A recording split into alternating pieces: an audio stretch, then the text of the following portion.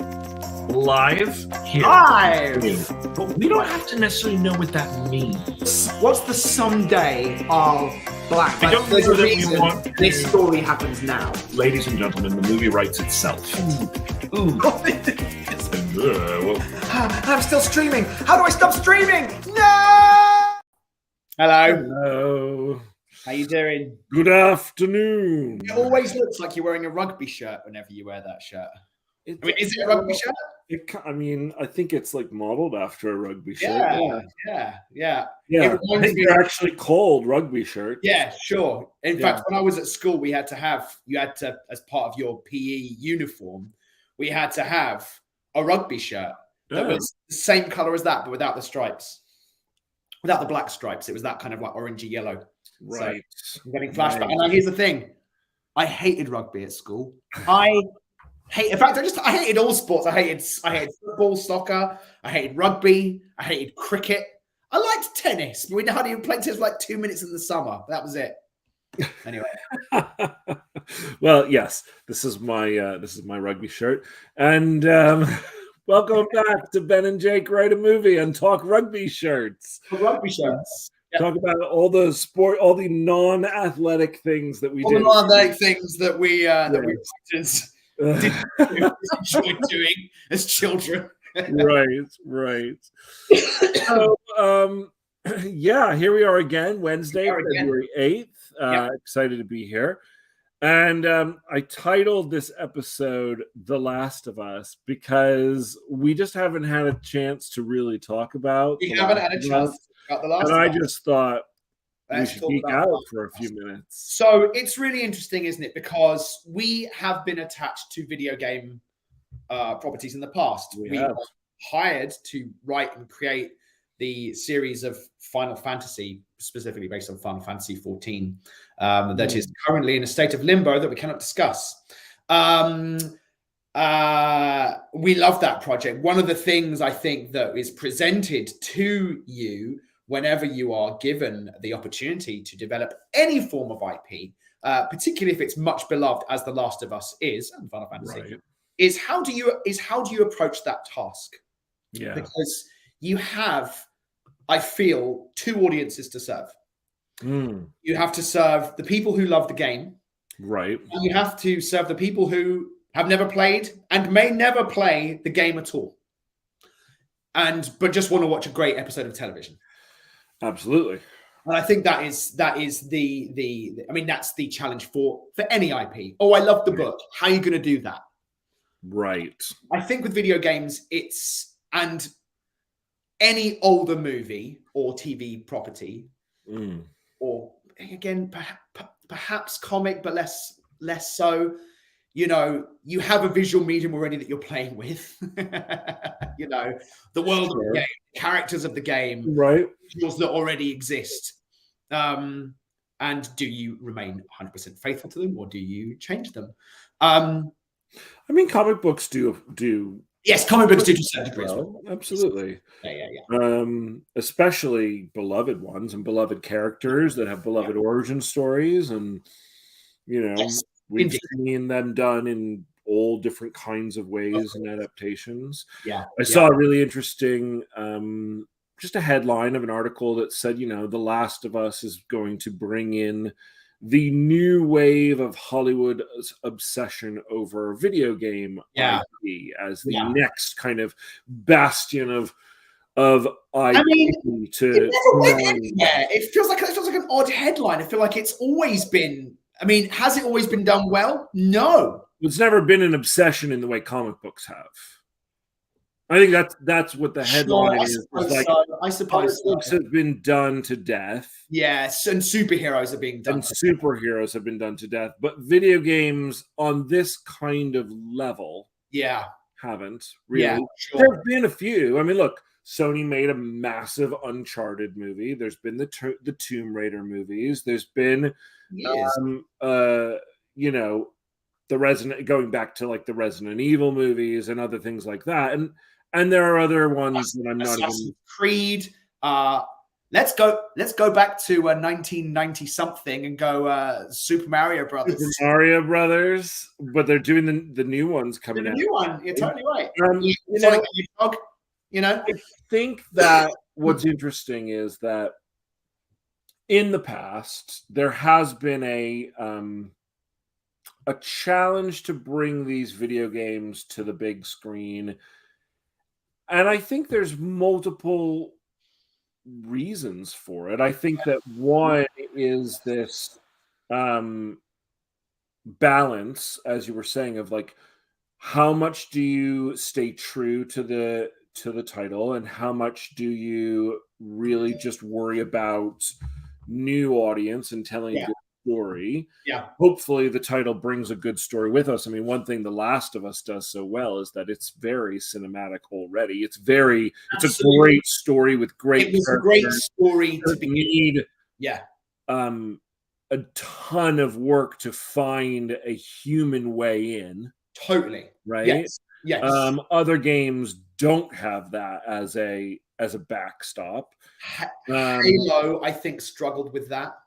Yeah, I mean, I actually liked the Halo series.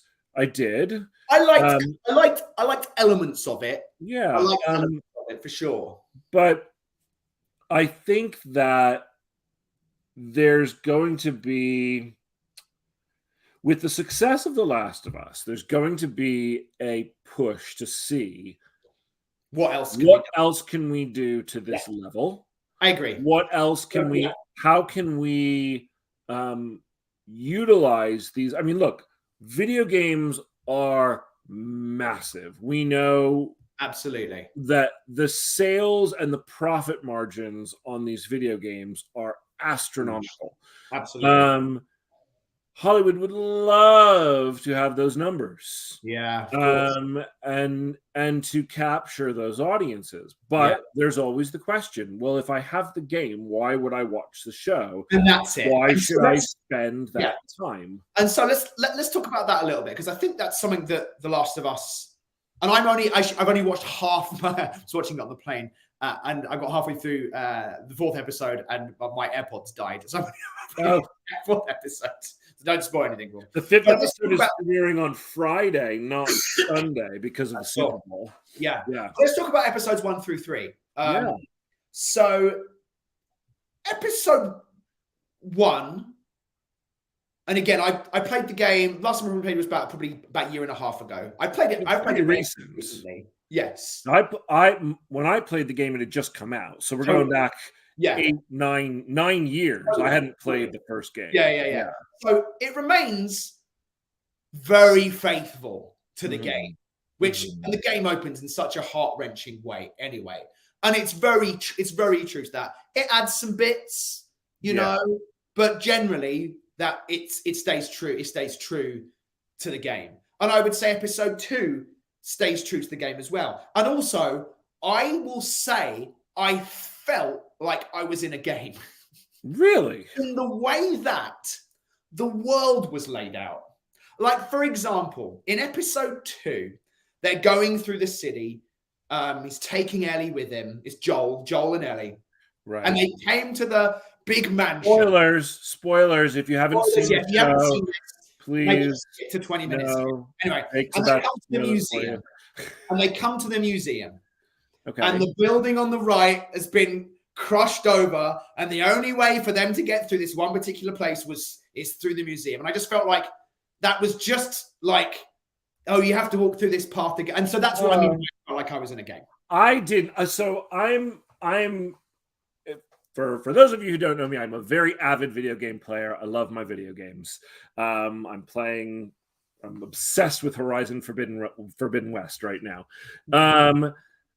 I watched The Last of Us with my wife because we both love genre stuff like this, and I did not feel like I was in the video game once. I also love post-apocalyptic shows and movies, and have a strong. I loved the early seasons of The Walking Dead, and And those types of things, those types of obstacles are just classic post-apocalyptic obstacles. Totally. Unlike a video game. It just felt a little contrived in the way that you would in a video game. It's like, the only way through is through this path, through the museum. That would be the same for television, though. You would contrive, I mean, you would do this.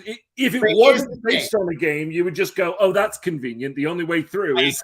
I agree. Because it is based on a video game, and I know the game. Right. And the game isn't an open world game. You have a route you're going semi-open. It's like you have the ability to wander. Sure, but you know, the story is linear. And that's what I mean by that. Is I go, you know, I think of the level that I always remember, which is when you're in the train station, and there are multiple ways to get through the train station. You've got a clicker over there, you've got a memory over there. But you're still trying to get to that point. It's not a platformer, though. It's open in the sense that you have to figure out where to go within the boundaries of the place. Yeah, but it's not like Final Fantasy or Grand Theft Auto or Red Dead Redemption, where it's like you can do lots of different things. Yeah, there's a story, but you can do it in, you know, you can get to that. It's more linear, yeah. So anyway, because it was based on a game, I felt that. Anyway, point being, episodes 1 and 2, I felt, well, I'm watching the game. And I enjoyed it. Get to episode 3, though. I don't want to get there yet, because I think there's more to talk about in episodes 1 and 2. Sure, but I was emotionally engaged with it. I thought the world was done. I thought the way that they did the opening exposition was brilliant. Mm-hmm. The way that they set up, hey, here's what you need to understand is going to happen. Yeah. You know, for those, you're in, I think, like the 1960s. You're with actually John Hannah playing one of these parts. Right. And there's 2 people talking about what could happen with fungus if it mutates. And it's interesting because the fungus that they're talking about in ants is real. That's a real thing. And in fact, I think it was the inspiration for the original game. There is this fungus that can get into ant colonies that makes them go a bit nuts, climb up a tree, and then basically die, and then a fungus thing sprouts out of his head and spores come out. That's true. Yeah. And freaky as all hell. I loved that they comped it to essentially what's worse, a viral pandemic. And that they're like, oh no, a fungal pandemic is far worse. Yeah. And it was great. I don't remember any of that information from the game. Again, I played the game 9 years ago, so I was coming to it not in the game, and it was such a great way for me to. It was a way to go. You've seen zombie shows before. Really? You haven't seen this. Yeah. And what's interesting about it is it's not just about zombies. Yeah. That because of both the way in which the infected behave and are and exist within this world. It's one thing that I loved when I originally played the game is that it did feel different, even though there are aspects that are very zombie-esque. Mm-hmm.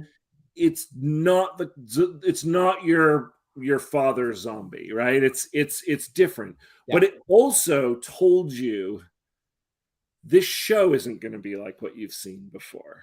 Yeah. More than and it was subtle in that sense, but you go, ooh, now I'm really curious. Totally. It's interesting, isn't it, comping it to something like The Walking Dead? Because in The Walking Dead, you are surrounded by a lot of zombies in the first episode. A lot of the undead, and especially in those first 2 episodes, there's a lot going on. Oh, yeah. With what's his face in the tank at the end of that pilot episode, everywhere. That was very much like, we're doing the zombie show. In this, I think you saw the grandmother, you saw the old woman skits out and do her thing. Right. I think that might have been it. And you got it. You didn't need anything else. You cut to 20 years later and the world's gone to shit. And you go, I got it. I don't need to be shown or told what's going on. I get that they're testing for a bit. The scene with the kid, where the kid arrives, you know, and they test him just behind his back, it goes red. And you just go, oh. She just goes, here's some medicine. It's going to make you feel better. And then it was great. It was great.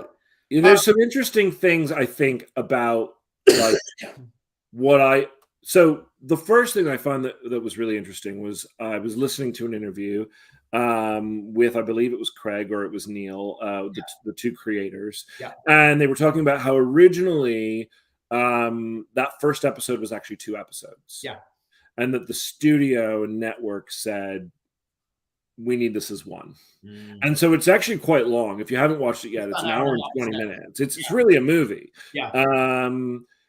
And there were multiple reasons that they decided to do it. One of which had to do with like having 2 episodes, I guess, whereby you're dealing with like killing kids and stuff, and like things that were hard to get around. They needed to kind of push past that. They didn't want to linger in some of that darkness for more than one episode. Right. I mean, it's all very dark, but there's also a sense of something we've talked about on this podcast before, which is just getting out the exposition, setting up the world for you. As you're saying, it's like they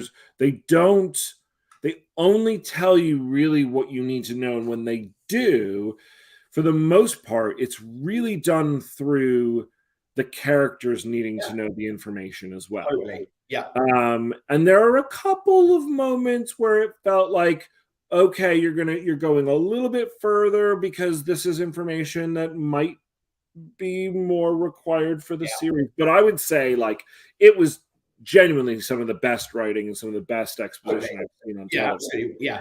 And for someone who, like, for my wife who had not played the game as I had, although she'd watched me play it some, she didn't know any of the backstory to it at all. Sure.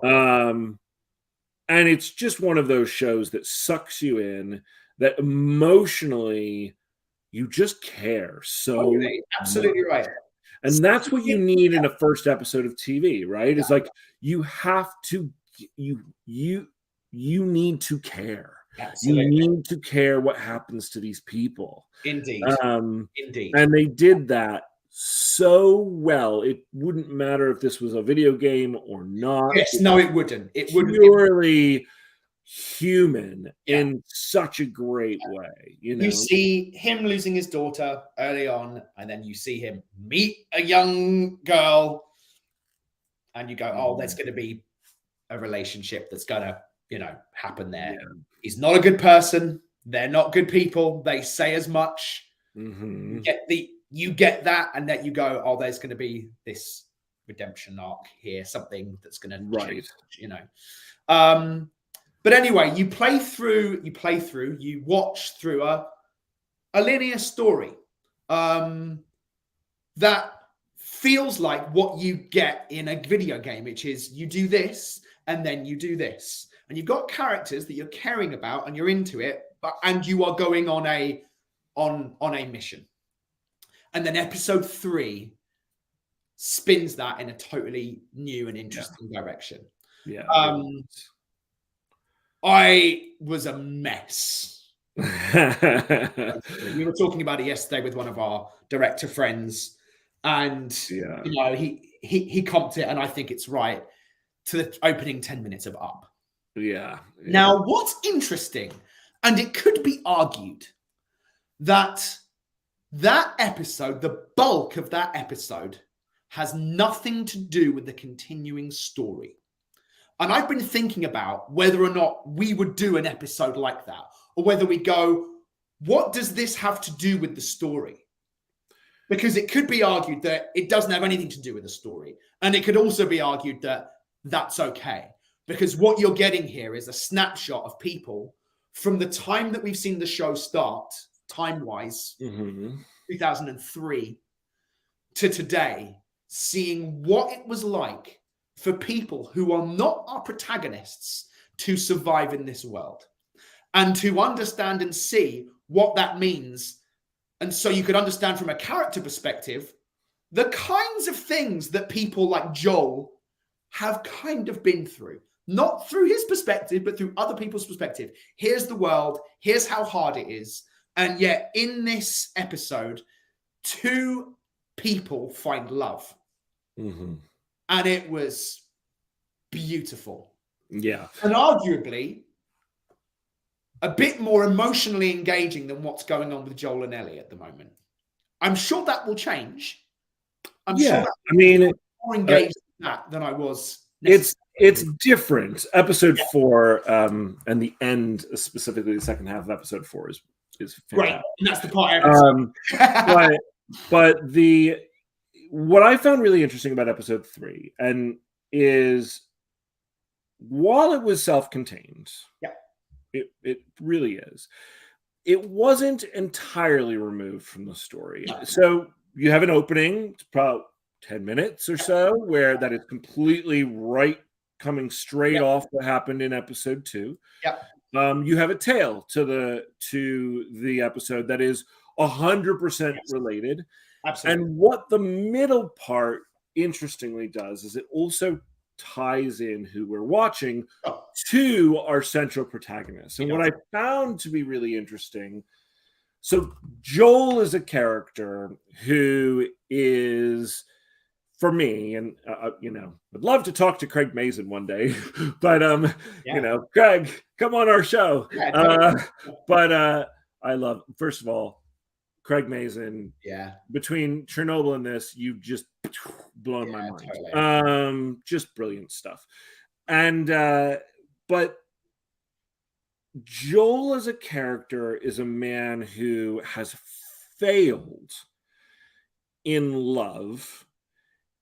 And on multiple levels, he failed to protect his daughter. He failed to protect Tess or give Tess a life. He's failed his brother. There's no woman on the scene at the beginning. You don't know exactly what's happened there, to his original daughter's mom.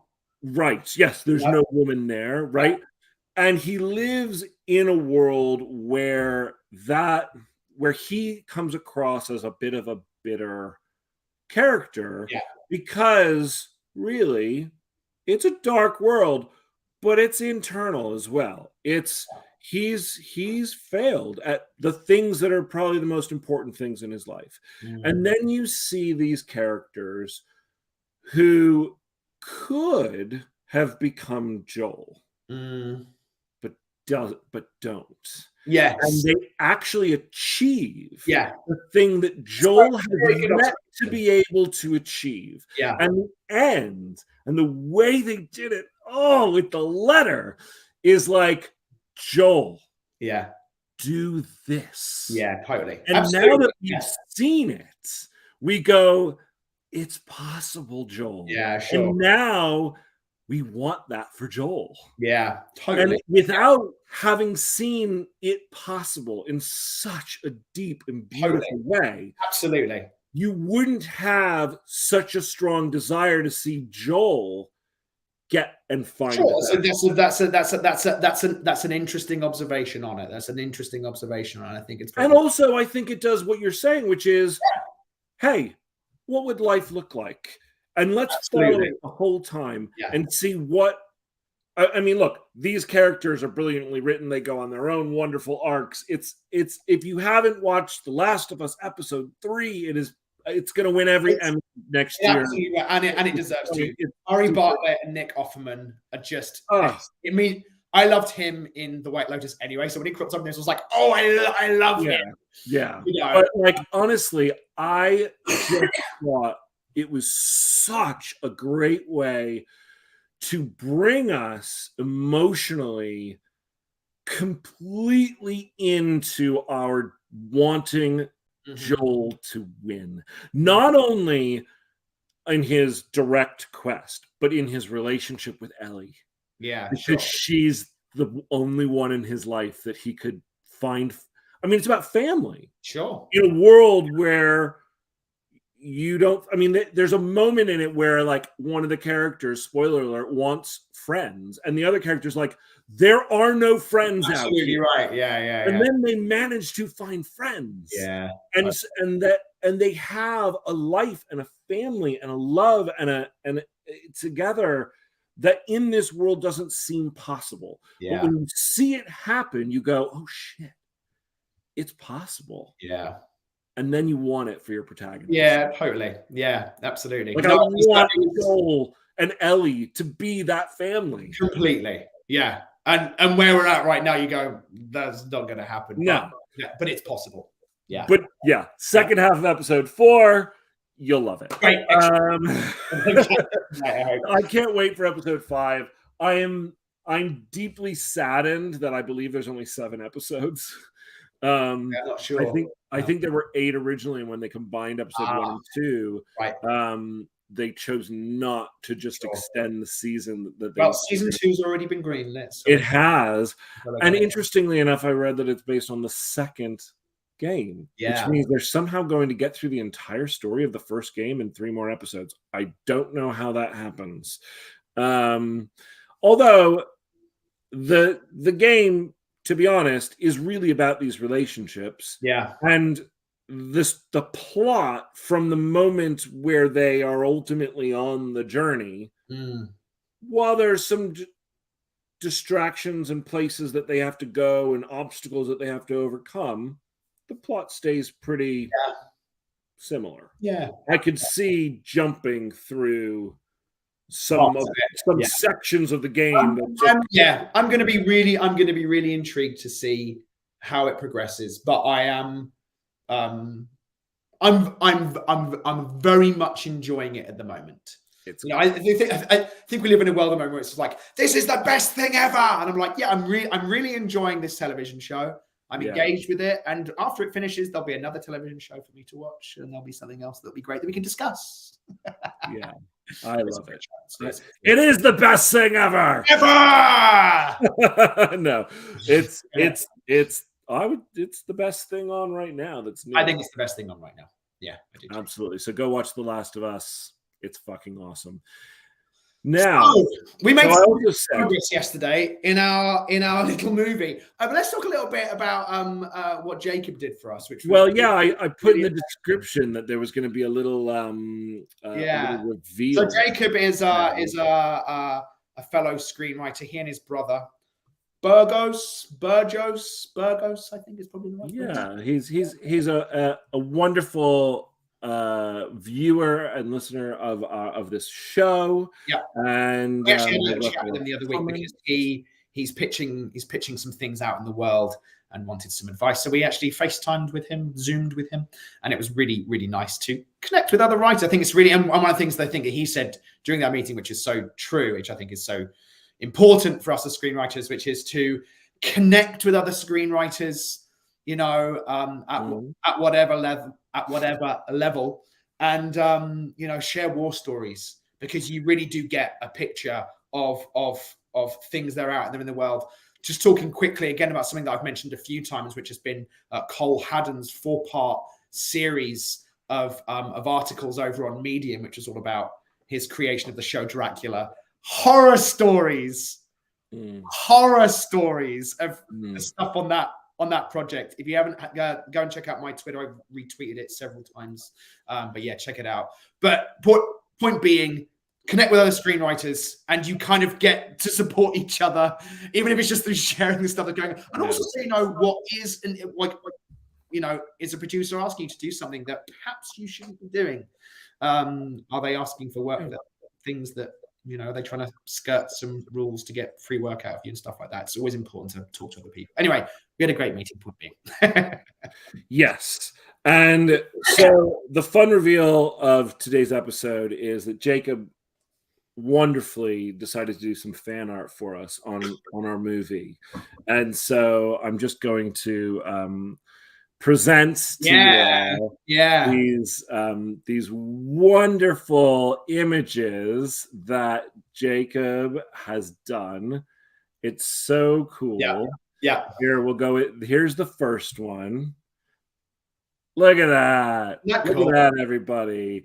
Cool. It's so cool. Very, very cool. Yeah. And actually, Jacob, you'll be happy to know that I think we're going to use this title as our working title. Yeah, totally. You like it? Hellfire. It's a good working title.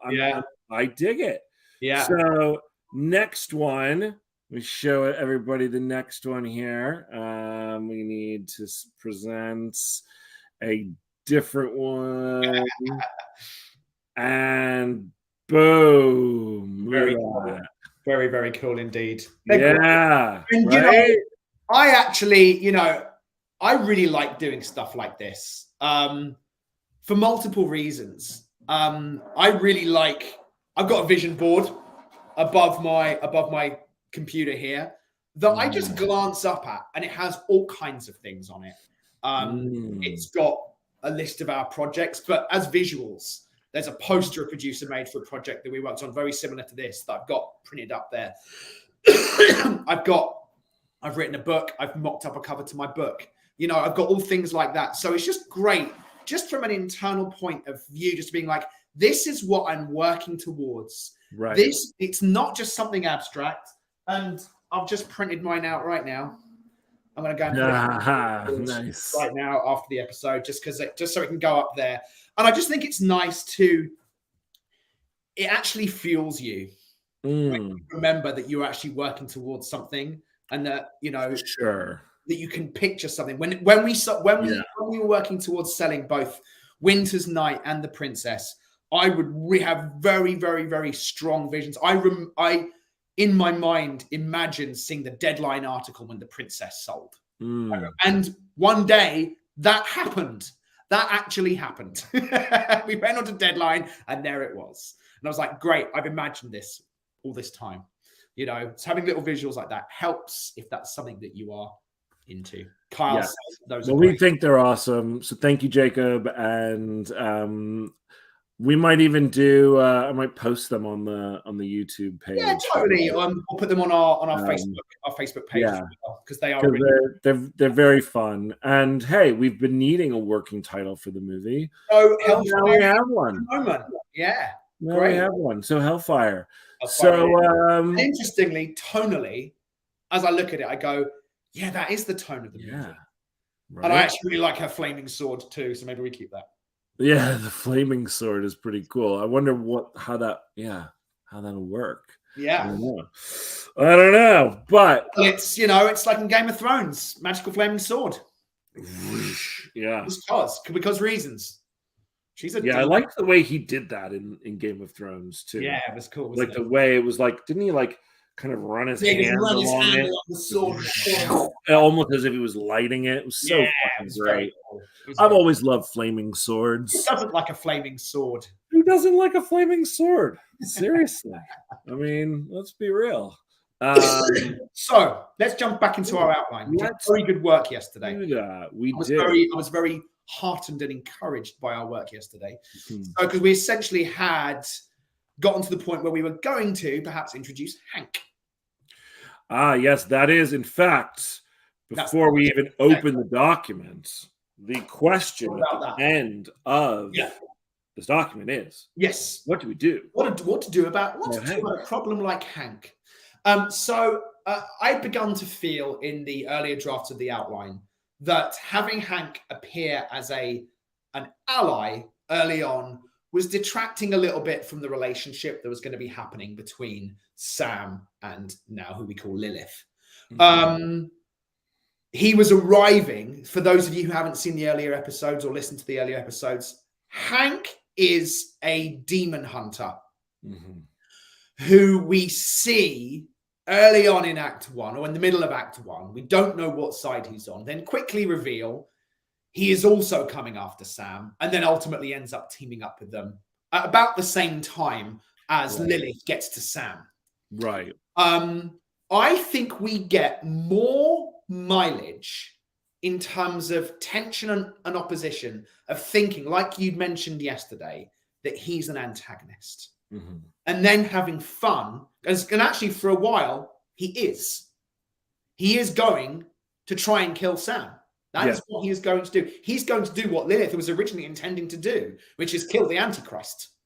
Well, here's a question, because I still really love the way that Lilith comes across Sam. Currently, is in her apartment. It would be in her home now. Yeah.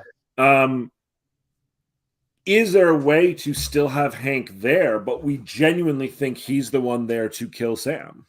Which he is. Maybe. Authentically. Yeah. But we don't know that he's going to be on our side. He just ends up escaping or fighting off the other demons, and then maybe I suppose my kind of question is that if so, like, what are you thinking? Like he's there somehow involved in the action, or I'm he's thinking just there behind the wheels of his car watching as they escape. No, I'm thinking he's there and involved in the action, but as an antagonist, as a genuine obstacle.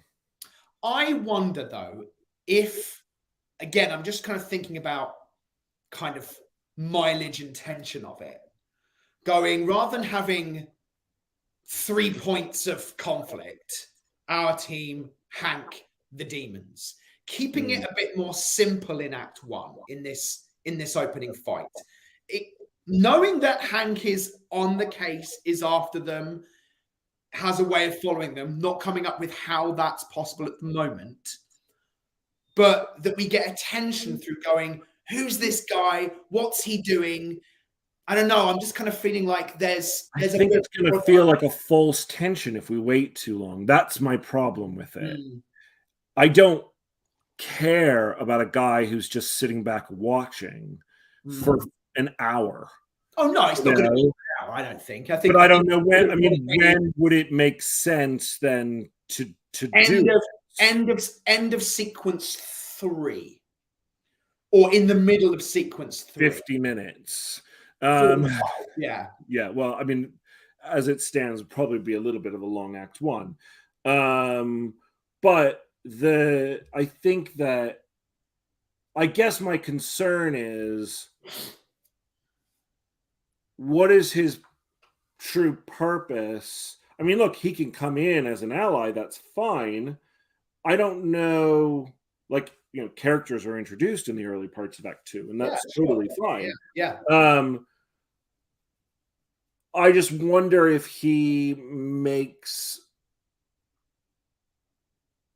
I wonder if he makes sense as the, like, am I going to be worried about him that far? Why are we cut? I'm not sure. I'm not really seeing what the beats are with him at all. I almost would go, well, then why not just introduce him in Act 2? Like, what is the mileage that I'm getting out of him if he's not going to show up at that moment when he now shows up? What is the point of watching him at all? I mean, I guess ultimately my answer to it would be, and then I have a addendum to it, is I have a threat here from someone who I haven't seen. I don't know what this guy is capable of yet. I know he's following them. I know he's on the case. I know he's armed. I see that he's got some kind of esoteric thing going on with it. I think we would, keep the structure as it is. After the shockwave, we do the scene that we had originally done in the outline of him going into his shed bunker, his potting shed, and knowing that he's how you support him. That's going on here.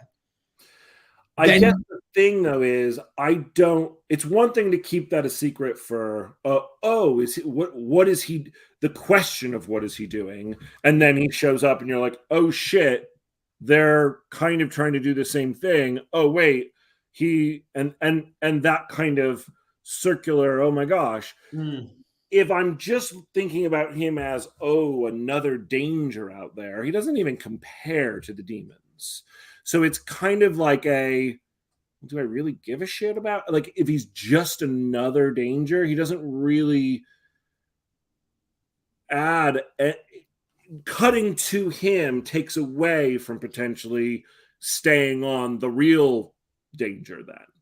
Do you know what I mean by that? Like, but again, I think if you keep these moments small, you remind the audience. So again, if I were pitching it, it would be, you have a moment as we currently have written in our outline, which is when, after Sam goes through her experience of the spirit of the Antichrist being awakened inside of her, we have a moment where we see that he is aware of it in his little bunker. He's like Nick Offerman's character in Last of Us Part 3. He's got his screens and his weapons and stuff. and he loads up his truck, and we go, oh shit, something's going to happen bad with this guy. Don't have him in the fight, but see him on like the tail end of the fight, like he's back again. Perhaps he's parked in his car, sees them peel out, lights turned off. He's just silently following them, and I go, okay, there's someone on the trail. We have the FBI that is that. This is true. We do have that.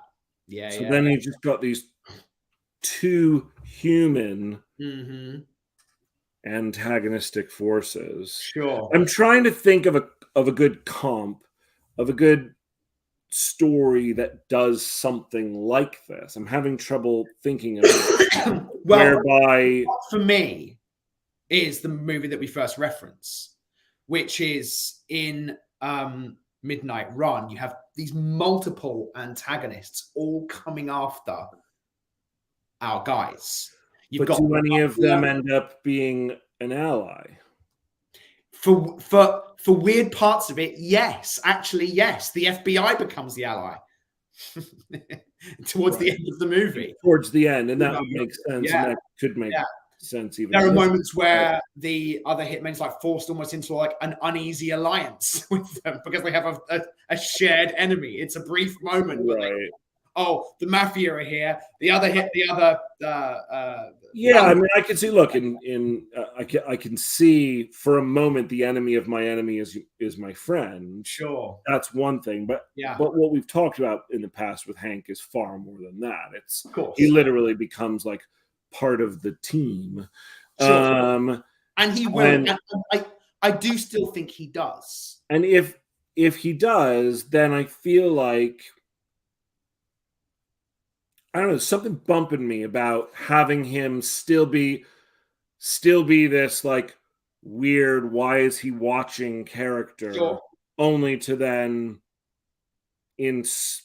somewhere in Act 2 find a way to have him attack them and then they join forces.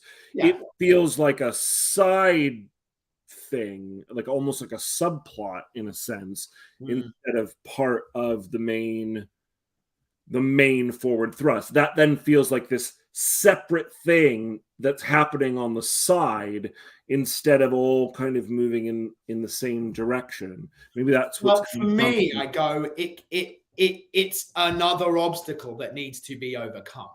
But I think, and what I was trying to say earlier was, I think that can happen either way.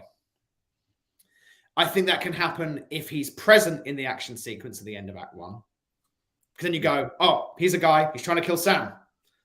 In that version, you know explicitly what he's trying to do. They still don't team up at that moment. But ultimately, that's what I'm... Yeah, so again, I'm trying to get into intention of it. He turns up in this fight sequence. He sees the Antichrist and a group of demons and Lilith. Lilith he gets there first.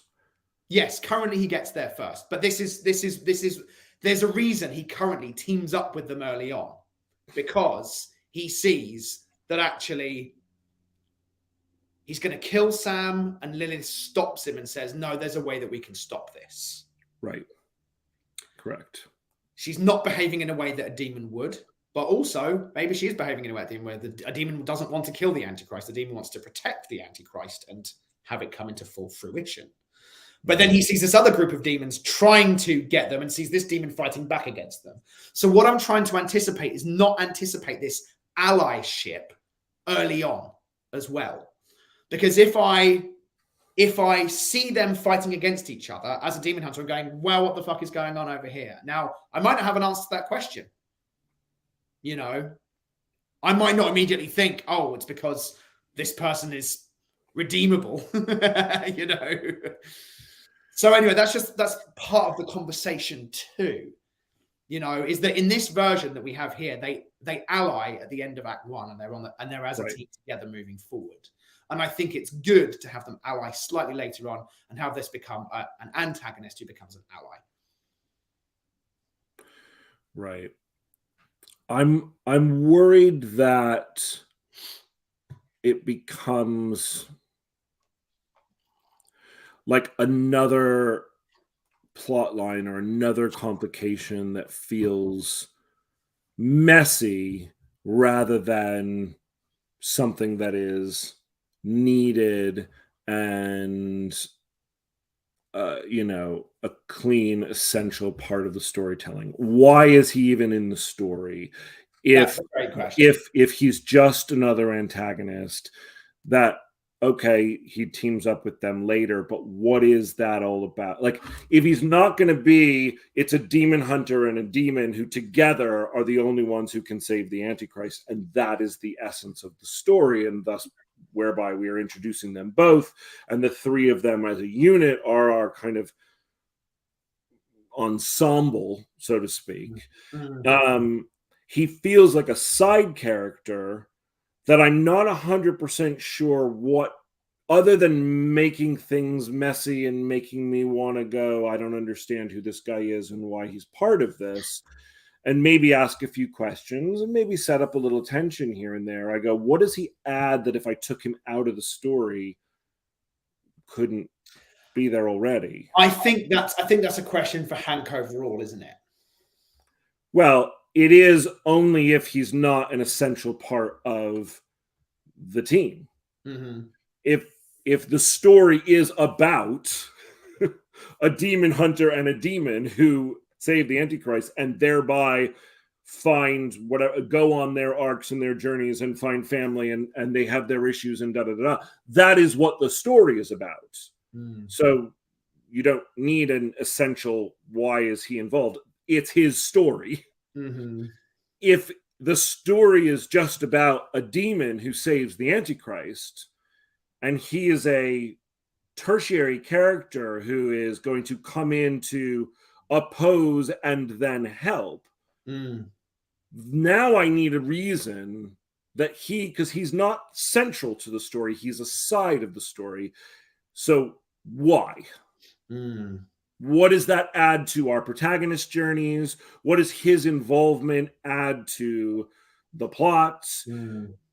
And so it just changes the dynamic. You see what I mean? Like, yeah, I think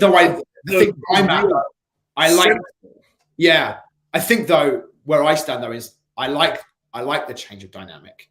I like the idea of there being an obstacle that we think is someone trying to kill us, who then we turn around to being someone who's going to help us. There's something nice and unexpected about that. Now, and that already happens in Act 1 with Lilith and Sam. If it happens with Lilith and Hank with Sam, it feels like, again, we don't get as much good mileage, which is, for me... You're making a good point. In fact, I think your argument goes against your point. How so? It's a double beat. We think that Sam is going, or that Lilith is going after to kill Sam, and that she is the obstacle to Sam, only to then not and become her ally. If we hold it to Act 2, and then Hank does the exact same thing, it's a total double beat. So, other question then: should Hank not be an ally? Should Hank just be another obstacle that has to be overcome?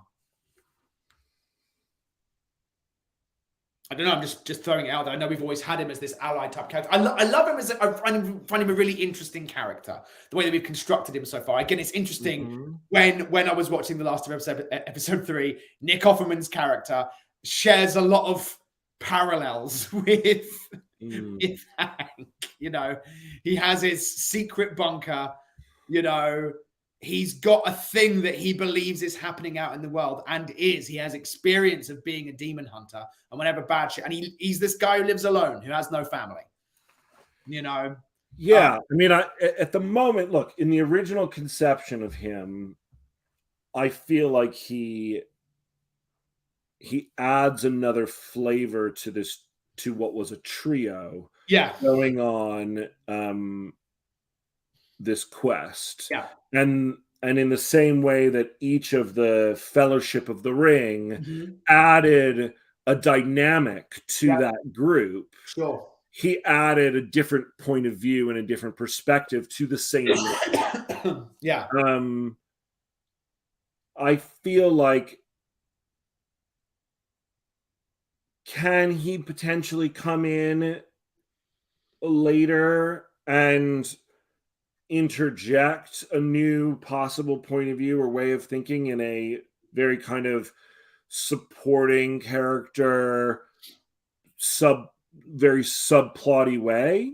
Yeah, we could turn him into just basically a supporting role. But if that's the case, I feel like you don't want to give him so much up front that you're like, I don't want to be confused as to what's going on either. Like, I don't mind asking questions, but like the reality is in Act 1 where it's our good guys who have their own issues and Zod coming to make shit bad, right? And I know moving into Act 2 very clearly that Lilith is going to try and save Sam from becoming the Antichrist, and Zod is going to try and stop them. Sure. And so, and then we also throw in the FBI are on their case too. Who are going to make things hard. The FBI are going to make things hard for all of them. For everyone, absolutely right. Yeah, completely. Those fucking FBI guys always making shit hard, right? Yeah. So I don't know if Hank is not one of the good guys and he's not one of the bad guys. I'm not sure what point of view or what angle he adds in this version, in this kind of secondary version that's new. That doesn't mean that he can't add one. I just don't know right off the top of my head what he adds if you're not going to have him be part of the group and a third point of view of the group moving into the adventure. Look, there's a version, I'll pitch out a version whereby Lilith knows Hank and that he was a demon hunter. They've had their run-ins in the past. And of all the people that she goes to for help because they need help, they go to fucking Hank, which is really fucking weird. And he becomes a stopover who then helps them through an obstacle. And then he that's interesting with them or not. But then I go, okay, what is the purpose? He's a character who is from Lilith's human life, who introduces a new perspective, but they need him because they need somewhere to hide out. They need somewhere to hide out. They need some guns. And he's a fucking crazy guy with a bunker who knows all about demons. And Zod ain't going to look for her there. If there's one place he's not going to look for them, that's interesting. Hank's house. I don't hate that idea. I think that's interesting. So that would mean we cut him from Act 1. Yeah. And when they're on the road in Act 2, they go, where are we going to go? They're going to find us. Yeah. They're goddamn demons. And she's like, I know somewhere they won't find us. Why? Because his bunker's lined with lead. Yeah. I don't know. Some shit like that. You know, he's got it's the Lando system. He's got a circle of salt around his house. Whatever it is. Like a fairy ring. Like you can't, like demons can't see through his mirrors, you know. Like there has to be something really funny whereby like she can't go in. He's like, can you do that? And he's like, okay, yeah, brushes the like sun. a vampire thing. You have totally, can you please invite me inside. Great. But yeah, I mean, it would be that kind of thing of like, you know, she's been around 100 years. Yeah. She had a run-in with him at one point. We could get some fun backstory and learn. We could actually what then he does for me is actually he provides insight into who Lilith was 20 years ago, or whenever it was that they. I like that. You know. He went to go and hunt her. Once. He hunted her. Yeah, great. I like. And it came to an uneasy truce of going, look. I'm not a demon anymore. I mean, I am, but I'm not. You know, like. All right, great. I like this. I like this version of him. This is fun. This is great.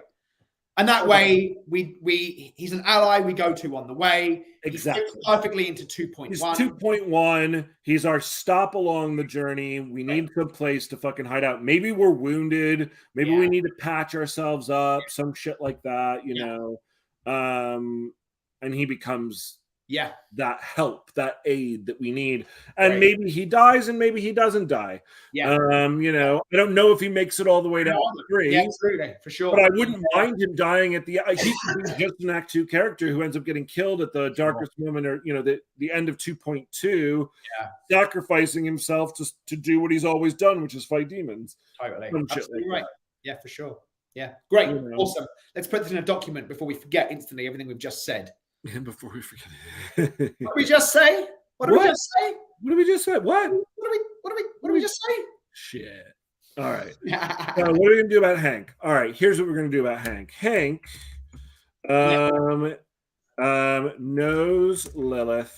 From 20 years ago. From 20 years ago. And actually, let's make him a little older. Let's make him the 60-something grizzled. Yeah, totally. Or even he's Jeff Bridges. I was just going to say he's a slightly younger Jeff Bridges. He's Jeff Bridges adjacent.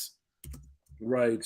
The younger Jeff Bridges, demon hunter. He hunted her, but they came to a truce. Now she needs his help. Yeah. Zod is on to them, and they need somewhere to hide. Hank is their best shot. Right. And that's basically how he enters the story. Yes. Oh, great. So with that, all of this Hank stuff comes out. All of the Hank stuff comes out. And again, that's going to make our Act 1 a little speedier. Yeah. No bad thing. And that is okay. Cool. And we're back into... It's going to then be changed very slightly. Yeah, there's a boyfriend here, stuff like that. Yeah. This is good. We're about 56 minutes in. So and since we've done what I think we need to do, which was decide what we're going to do about Hank. Yeah. I think that's a good it's a good way to do it. Good. So he's onto one word. Siri. Well, this is a rough document, not intended for publication. Sometimes we make spelling mistakes. I don't even know where the onto is. I don't know where it is either. Probably is somewhere. But actually, like, sometimes words are moving to a location on the surface of. They went up onto the ridge. I was just going to say it's both. Yes, you're either going onto something or you're moving on to something. Yes. Well, there's another word that does the same thing that we always can't. There is, I know. Yes, and I always forget what it is, but we'll find it and we'll be like, that's another one. We'll figure it out. We'll be like, oh yeah, that's the one. It's like sometimes it's joined and sometimes it's not, and you got to remember when it is and when it isn't. Totally. Yeah. There you go. Oh yeah. Oh, anyway, there you go.